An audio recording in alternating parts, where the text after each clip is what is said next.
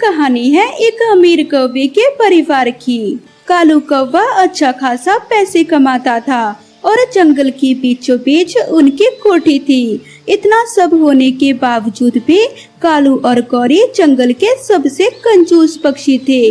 वे अपने घर से कभी दूसरे पक्षी को कुछ नहीं देते। फिर एक दिन चिड़िया मिट्ठू उनके घर आते हैं। चिड़िया मिट्ठू, आप दोनों यहाँ क्या हुआ? कालू, हम तो गरीब पक्षियों के लिए चंदा मांगने आए हैं। हाँ कालू, जंगल के इस पार जो पक्षी बिना घर के रहते हैं उनके लिए गर्म स्वेटर और गर्म कंबल देने का सोचा है हम दोनों ने। क्या कहा? स्वेटर और गर्म कंबल? कुछ पता भी है आपको महंगाई कितनी बढ़ गई है? अरे कालू भैया, ठंड शुरू होने वाली है और एक पक्षी थोड़ी ना पूरा खर्चा उठाएगा। हम सब मिलकर पक्षियों का खर्चा उठाएंगे, बहुत दुआएं मिलती हैं। ना ना चिड़िया, हमें किसी की दुआएं नहीं चाहिए, आप ही करो जो करना है। मैं तो अपने घर से एक फूटी कौड़ी नहीं देने वाली। गौरी, हम कौन सा तुमसे अपने लिए पैसे मांग रहे हैं जो तुम इतना सुना रही हो? मैंने भी 500 दिए हैं गरीबों के लिए। ओए बड़ी चोंच वाले तोते, तेरे घर में आती होगी फ्री की कमाई, तभी तो इतना दयालु बनता है। अब भाग यहाँ से। मिट्ठू भैया, चले अब यहाँ से। आज के बाद इन कंजूसों के घर कभी नहीं आएंगे। फिर वो दोनों वहाँ से चले जाते हैं। अगले दिन एक बूढ़ी पक्षी उनका दरवाजा खटखटाती है। बेटी, कुछ खाने को दे दो, बड़ी भूख लगी है। माँ जी, हमारे घर में कुछ भी नहीं है, तो आप यहाँ से जाएं। ये क्या कहती हो बेटी? भगवान ने तुम्हें इतना अमीर पक्षी बनाया है और तुम्हारे घर में कुछ भी नहीं है। बूढ़ी पक्षी ने इतना बोला ही था कि तभी गौरी का बेटा जग्गू कौवा कटोरी में खीर लेकर बाहर आता है। बूढ़ी दादी, हमारे घर में आज खीर बनी है, आप ये खा लें। जुग जुग जी बेटा, तेरे ऊपर भगवान का हाथ हमेशा रहे। जग्गू, ये खीर लेकर अंदर जा और खबरदार, जो बाहर झांका भी, लागत से बनती है खीर, मैंने बांटने के लिए नहीं बनाई। अपने मामा की ये बात सुनकर जग्गू कौवा चुपचाप वहाँ से चला जाता है। और बूढ़ी माँ जी, आप अभी तक यही हो, जाने का भी कुछ लोगी क्या? ना बेटा, मुझे तेरे घर से बहुत कुछ मिल गया, अब कुछ नहीं चाहिए, मैं चलती हूँ। भगवान करे तेरा घर ऐसे ही भरा रहे। ऐसे बोलकर वो बूढ़ी पक्षी वहाँ से चली जाती है। हाँ, आई बड़ी मुझे बददुआ देने वाली। इन भिखारियों ने मुझे परेशान कर रखा है। पता नहीं भगवान ऐसे पक्षियों को बनाता ही क्यों है। क्या हुआ गौरी, इतना गुस्सा किस लिए हो रही हो? फिर गौरी को भी अपने पति कालू को सारी बात बता देती है। बिल्कुल ठीक किया गौरी आपने, अब से कोई भी पक्षी आए उसे ऐसे ही सुनाकर भगाना है। इस तरह से वो दोनों पति पत्नी ऐसा ही करते हैं। अब तो कोई भी भिखारी उनके घर जाने से पहले 100 बार सोचता। धीरे धीरे समय गुजरता गया और समय के चलते कालू कौवे का धंधा भी ठप हो जाता है। गौरी, घर के कागजात कहाँ है? जल्दी मुझे दो। पर क्यों कालू जी? गौरी, बिजनेस में भारी घाटा हुआ है, तो दूसरी कंपनी वाले बिजनेस में पैसा लगाएंगे, तो उनके पास इस घर को गिरवी रखना है, तभी जाकर कुछ हो पाएगा। कालू, अगर फिर भी आपका बिजनेस ठीक नहीं चला तो क्या होगा? क्या होगा? हम घर से भी बेघर हो जाएंगे। ये कहकर कालू कौवा घर के कागजात ले जाता है और दूसरे पक्षी के पास गिरवी रख देता है। काफी समय बीत जाता है, मगर कालू के काम में कोई भी सुधार नहीं होता और वो घर से भी बेघर हो जाते हैं। चलो चलो जल्दी घर खाली करो, आज से ये घर मेरा है। कालू जी, अब हम कहाँ जाएंगे? घर भी नहीं रहा हमारे पास। गौरी, चलो, कहीं ना कहीं तो ठिकाना मिल ही जाएगा। फिर कालू गौरी अपना बैग लेकर घर से निकल जाते हैं। रात होने वाली थी, उन्हें अभी तक कोई ठिकाना नहीं मिला था। वो जंगल में यहाँ वहाँ भटक रहे थे। भगवान ने हमारे कैसे दिल ला दिए। एक समय था जब मैं रानियों की तरह रहती थी, और आज देखो भिखारियों की तरह फिर रही हूँ। गौरी, रात होने को है और ठंड भी पड़ रही है, हम कैसे पूरी रात बिताएंगे? मुझे तो सोच सोच के ही डर लग रहा है। मम्मा पापा, मुझे भूख लगी है, कुछ खाने को दे दो। मेरे पास जो भी भोजन था वो भी खत्म हो गया, अब कुछ भी नहीं है। वो तीनों ऐसे बहुत परेशान थे। तभी जग्गू कौवे को बूढ़ी पक्षी दिखाई देती है जिसे वो खीर देना चाहता था। अरे बेटी, तुम तो वही हो ना जिसने मुझे खीर देने से मना किया था, अब यहाँ कैसे हो? बूढ़ी माँ जी, हमारा सब लुट गया, अब हम भी तुम्हारी तरह घर से बेघर हैं। समय का पहिया बहुत बलवान होता है, तेजी से दौड़ता है, कभी नहीं रुकता। इसलिए कहती हो अच्छे कर्म करो जिससे भगवान हमारा साथ कभी ना छोड़ें। गौरी कवि को अपनी गलती का एहसास हो जाता है। उन्हें अपनी आज तक की सारी गलतियां समझ आ जाती हैं। वो दोनों हाथ जोड़कर बूढ़ी पक्षी से माफी मांगते हैं। बूढ़ी माँ जी, हमें माफ कर दो। मुझे पता चल गया किसी की मदद करने से ही काम में ज्यादा बरकत होती है। चलो, अच्छा हुआ जो तुम्हें अपनी गलती का एहसास हो गया, मगर अब तो तुम्हारे पास कुछ भी नहीं है, तो इतनी ठंड में रात कहाँ बिताओगी? मेरे साथ चलो, मेरे गरीब झोपड़े में रात गुजार लेना, कम से कम वहाँ ठंड तो नहीं लगेगी। फिर वो तीनों बूढ़ी पक्षी के साथ चले जाते हैं, वहीं भोजन खाते हैं और चटाई बिछाकर सो जाते हैं। रात को ठंडी ठंडी हवाएं चल रही थी। जग्गू कौवा नींद से जग जाता है। मम्मा, मुझे बहुत ठंड लग रही है, मेरे सर पर ठंडी तेज हवा चल रही है। बेटा जग्गू, चुप करके सो जा, हवा तो इस पूरे झोपड़े में आ रही है। फिर वो दोनों सो जाते हैं। अगली सुबह जग्गू को तेज बुखार था। बूढ़ी माँ जी, जग्गू को तो तेज बुखार है, रात भर झोपड़ी में ठंडी ठंडी हवा जो आती रही। बेटा, ये काढ़ा जग्गू को पिला दे, मैं अक्सर यही पीती हूँ, इससे बुखार तुरंत ही भाग जाएगा। फिर गौरी को भी वो काढ़ा जग्गू को पिला देती है। बूढ़ी पक्षी बाहर से गोबर लाती है और झोपड़ी के सुराख को बंद करती है। माँ जी, आप ये क्या कर रही हो? और इस गोबर से तो झोपड़ी में दुर्गंध आएगी।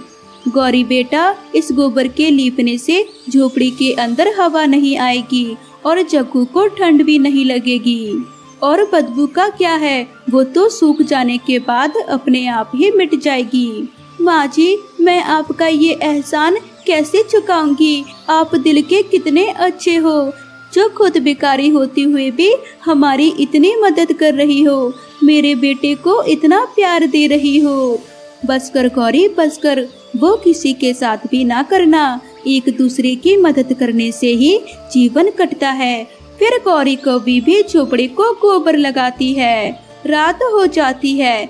अब ठंडी ठंडी हवा झोपड़ी के अंदर नहीं आ रही थी और वह सब सुकून से सो जाते हैं। बेटा जग्गू, इस बार मैं आपको एक भी पटाखा नहीं दिलाऊंगा। कालू, आप मेरे बेटे को पटाखा दिलाने से मना क्यों कर रहे हो? जंगल के सारे पक्षी पटाखे चलाएंगे, मेरा बेटा क्या उनका मुंह देखेगा? भूल गई गौरी, पिछली बार जग्गू ने भूरे की पूंछ पर पटाखा लगा दिया था, बेचारे की पूरी पूंछ ही जल गई। कालू जी, आप अभी तक उस भूरे का दुख मना रहे हो? मैं तो कब का भूल गई। अब चुप करके जाओ और मेरे बेटे जग्गू को पटाखे दिला दो, वो भी उसके पसंद के, वरना मुझसे बुरा कोई नहीं होगा। देख लेना गौरी, ये जग्गू कोई ना कोई शैतानी जरूर करेगा। कालू कौवा अपनी पत्नी गौरी से बहुत डरता था। वो जग्गू को दुकान से पटाखे दिलाने चला जाता है। पापा, मुझे सबसे बड़ा वाला रॉकेट चाहिए और तेज आवाज करने वाला पटाखा। जग्गू बेटे, तुम अभी बच्चे हो, बच्चों वाले ही पटाखे लो, बड़े वाले मत लो, वरना तुम्हें चोट लग जाएगी। नहीं पापा, मुझे बड़े वाले ही चाहिए, वरना मैं आपकी शिकायत मम्मा से कर दूंगा। अपने बेटे की ये बात सुनकर कालू कौवा डर जाता है और उसे ढेर सारे पटाखे दिला देता है। जग्गू तो पटाखे देखकर बहुत खुश होता है और मन ही मन सोचने लगता है, इस बार तो पूरे अंकल की खैर नहीं, पिछली बार थोड़ा सा क्या जलाया था, पूरे जंगल में फैला दी बात, और टुन्नू अंकल को तो अच्छा सबक सिखाऊंगा। बड़ा भाषण दे रहा था मुझे। ऐसा सोचकर जग्गू काफी सारे पटाखे लेकर घर आता है। आ गई जग्गू, पापा ने किसी चीज के लिए मना तो नहीं किया था? नहीं मम्मा, मैंने ढेर सारे पटाखे लिए हैं, अब उस बुरे अंकल को तो छोड़ूंगा नहीं, मैं जा रहा हूँ। ऐसे कहकर जग्गू कौवा घर से भाग जाता है। देख लिया गौरी, गया जग्गू शैतानी करने, और आप तो उसे जरा भी नहीं डांटते। चुप कर जाए कालू, मेरा बेटा मुझ पर गया है और मुझे किसी से डर नहीं लगता। डरपोक तो आप ही बहुत हो। मिट्ठू अंकल, आपने कहीं पूरे अंकल को देखा है? हाँ जग्गू, मैंने उन्हें नदी की तरफ जाते हुए देखा है। वैसे तुम्हें क्या काम? मिठाई दी है मम्मा ने। ये कहकर जग्गू कौवा नदी पर जाता है और भूरे चिड़े से बोलता है, भूरे अंकल नमस्ते।